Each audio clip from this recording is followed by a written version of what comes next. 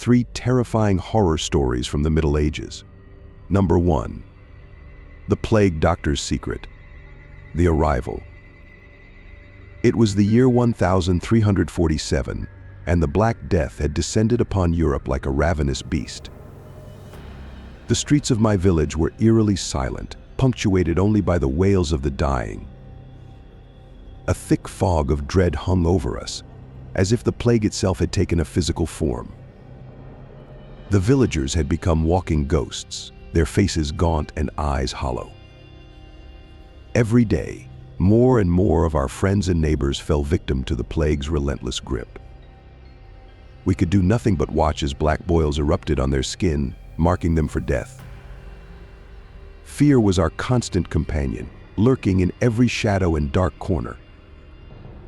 The air was heavy with the scent of decay, a reminder of the ever-present threat. Our once bustling market was now a desolate wasteland, abandoned and forgotten. Those who remained wore masks stuffed with herbs, hoping to ward off the invisible enemy. I had heard rumors of a strange figure wandering the outskirts of the village. Dressed in a long, dark cloak and a beaked mask, he looked more like a bird of prey than a man. The villagers whispered about him, calling him the Plague Doctor. Some said he was a healer, sent to save us from the scourge. Others believed he was an omen of death, a harbinger of our doom. I decided to seek him out, desperate for any chance of salvation. As I approached his tent, a sense of unease washed over me. The air around him felt colder, as if the plague itself feared his presence.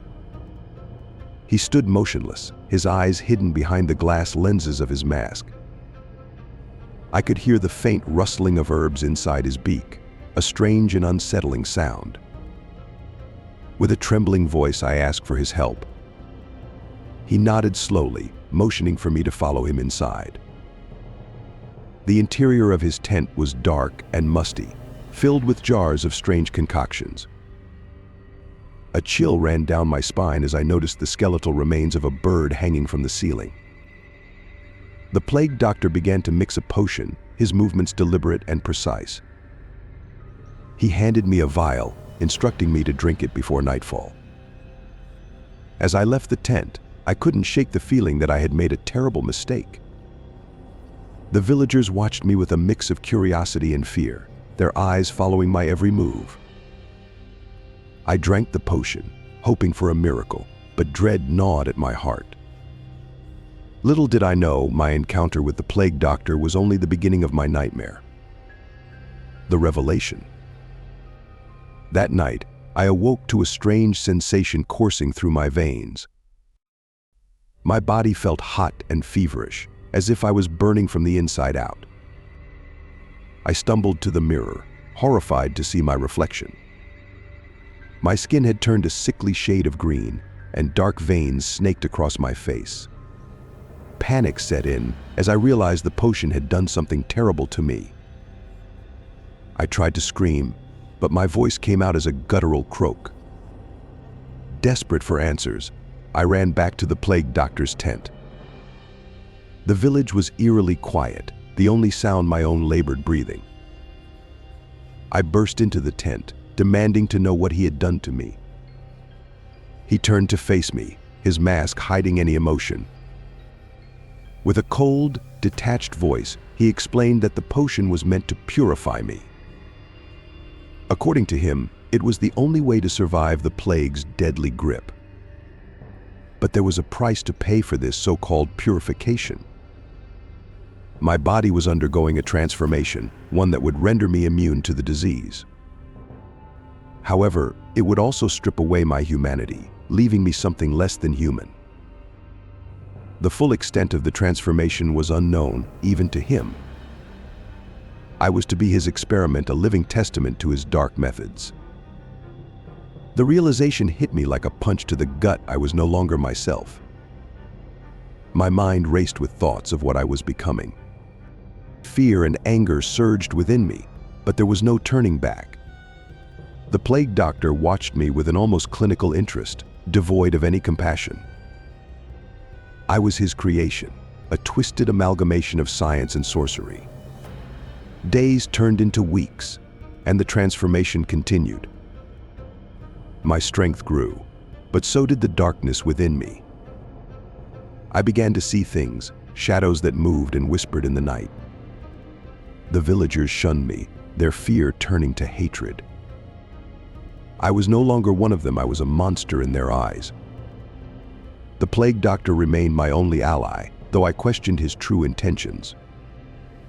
He claimed to be seeking a cure for the plague, but I wondered if he was simply indulging in his own morbid curiosity. My body and mind were at war, the human and the monster battling for control.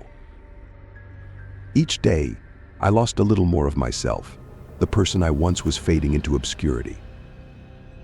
The plague raged on, and I realized that my transformation had not been in vain. But the cost was too great, and I feared what I would become. The descent. The days grew darker as my transformation neared its final stage.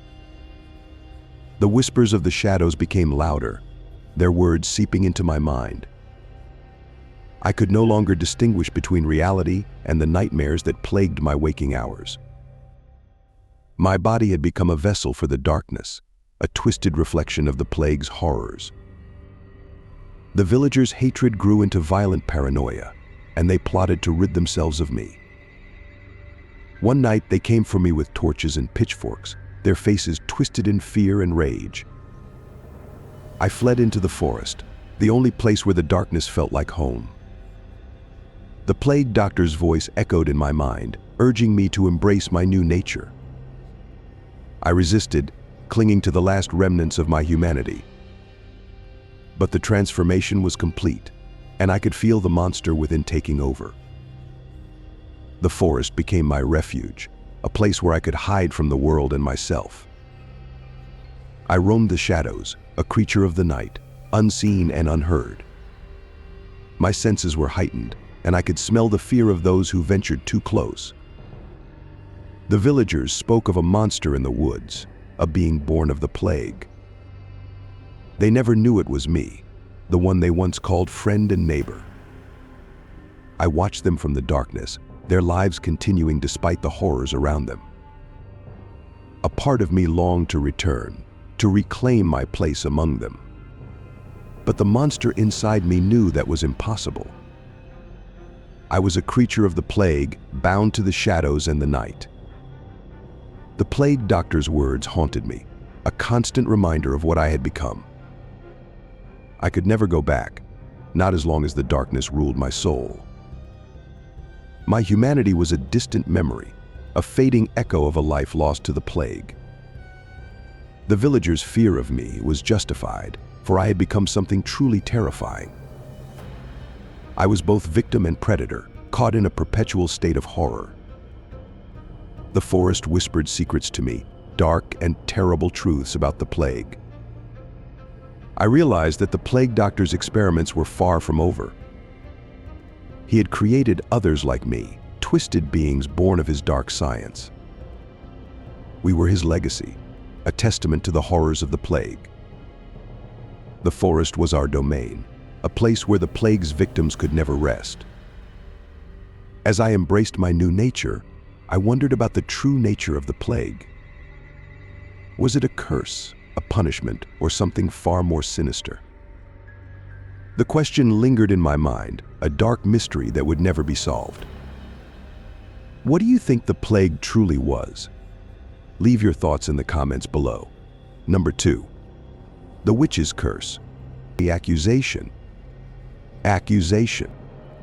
The year was 1692, and Salem was a town gripped by fear and superstition. The witch trials had begun, and no one was safe from the hysteria. Every neighbor eyed each other with suspicion, looking for signs of witchcraft. I was a young girl, barely 14, when the accusations started.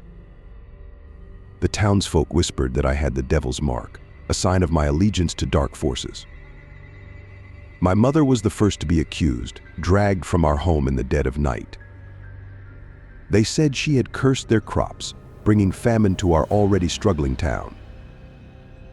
I watched in horror as they bound her hands and feet, ignoring her pleas of innocence. The trials were a mockery of justice, with spectral evidence and false testimonies.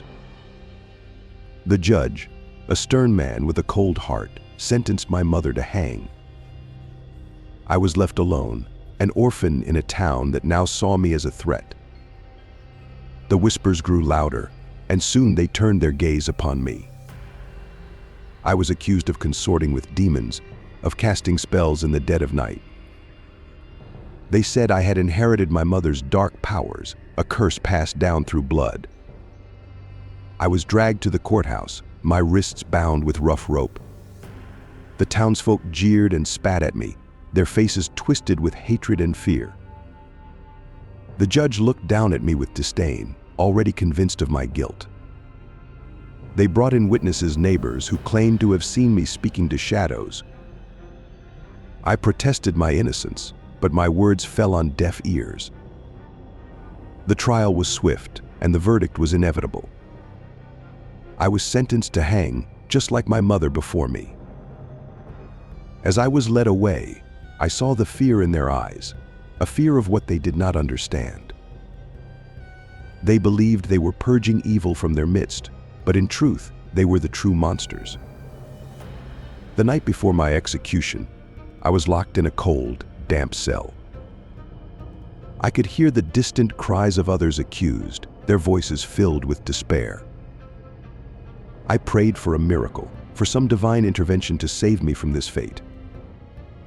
But no miracle came, and I was left to face my doom alone. As the first light of dawn broke, I was led to the gallows. The rope was placed around my neck, and I felt the cold touch of death. The crowd watched in silence, their fear and hatred palpable.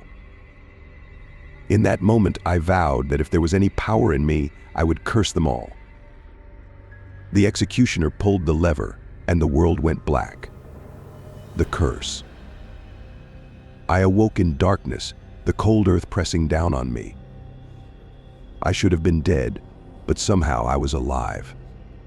My body ached, and I could feel the weight of the grave above me. Panic set in as I realized I had been buried alive, a cruel twist of fate. I clawed at the earth, desperate to escape my tomb. Hours passed, and my strength began to wane, but I refused to give up. Finally, I broke through the surface, gasping for air. The night was dark and silent, the town asleep in its ignorance. I stumbled to my feet, my mind reeling from the ordeal. The curse I had spoken in my final moments had taken root, giving me a dark power. I could feel it coursing through my veins, a cold and malevolent force. The hatred and fear of the townsfolk had fueled the curse, binding me to this world. I was no longer the girl they had condemned, I was something far more terrifying. The shadows welcomed me, their whispers guiding me back to the town. I stood at the edge of Salem, watching as the darkness crept over the houses. My curse had begun to spread, a plague of fear and death that would consume them all.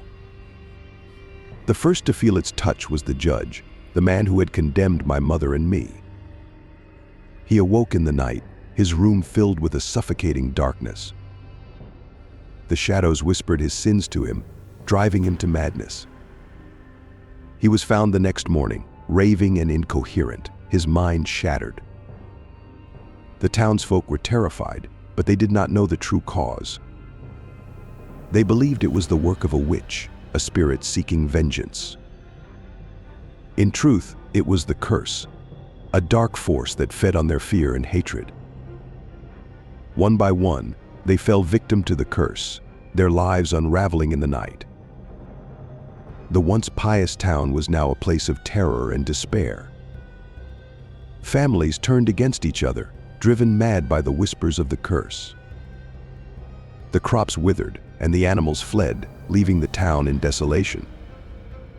They prayed for salvation, but none came. The church, once a place of solace, was now a place of fear.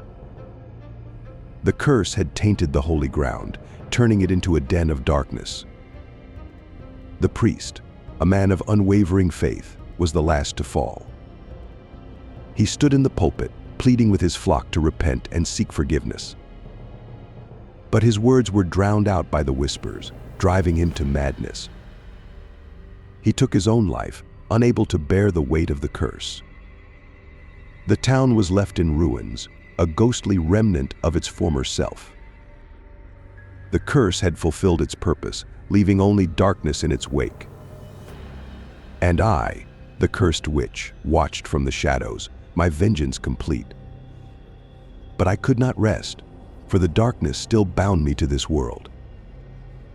What would you have done in my place? Leave your thoughts in the comments below.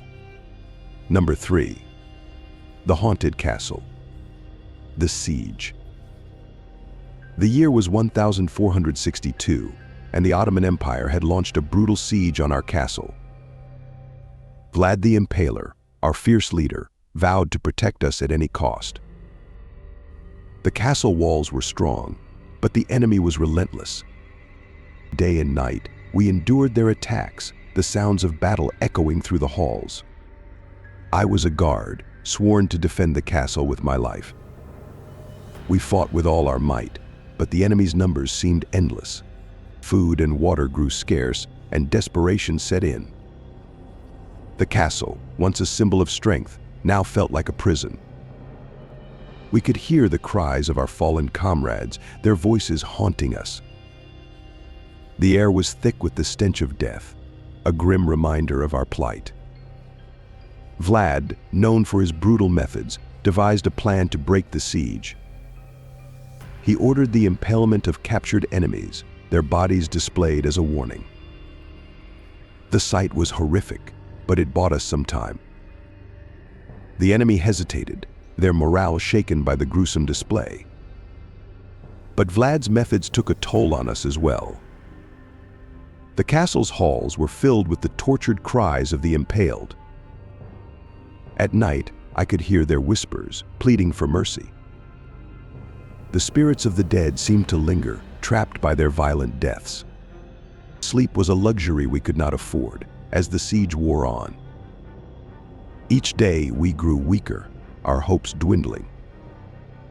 The enemy's assaults grew more vicious, their determination unyielding. We fought with a ferocity born of desperation, but it was not enough.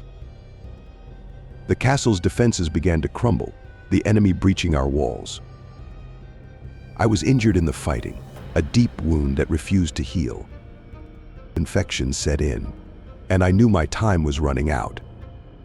I prayed for a swift death, but the spirits had other plans. They visited me in my dreams, their faces twisted with pain and rage. They whispered of vengeance, of a curse that would fall upon the castle. I woke in a cold sweat, the fear gripping me tighter than ever. The siege had become more than a battle for survival, it was a battle for our souls. The spirits of the dead would not rest until their torment was avenged. I knew that even if we survived the siege, we would never escape the curse. The castle had become a tomb, filled with the restless dead. Oh. The fall. The final assault came at dawn, the enemy determined to end us. We fought with every ounce of strength we had left, but it was not enough. The walls were breached, and the enemy poured in like a flood. Vlad rallied us, his presence a beacon of hope in the chaos. But even he could not turn the tide of battle. The castle fell, and we were overwhelmed. I was captured, dragged before the enemy commander. He looked at me with contempt, as if I were already dead. I was thrown into a cell, my wound festering, the infection spreading. The darkness closed in, and I could feel the spirits watching me. They whispered of the curse, of the vengeance they would exact. I knew my fate was sealed, but I still clung to a sliver of hope. Vlad had escaped, his whereabouts unknown. The enemy searched for him, but he was like a ghost. I prayed that he would return, that he would save us. But deep down, I knew it was too late. The castle was lost, and with it, our souls. The spirits of the dead would haunt us forever, their vengeance unending. My strength waned, and I could feel the cold embrace of death. But even in my final moments, the spirits would not let me rest. They whispered of a curse, of a darkness that would spread beyond the castle walls. I could see their faces, twisted with pain and rage. They wanted revenge, not just on the enemy, but on all who had wronged them. The curse would consume us all, leaving only darkness in its wake. I closed my eyes, the whispers growing louder. The darkness took me, and I knew I was lost. But even in death, I could feel the curse's grip. The castle, now a ruin, was a monument to our suffering. The spirits would never rest, and neither would I. The darkness was eternal, and there was no escape. Do you believe in the power of curses? Leave your thoughts in the comments below. And that's it from this video. See you in the next one.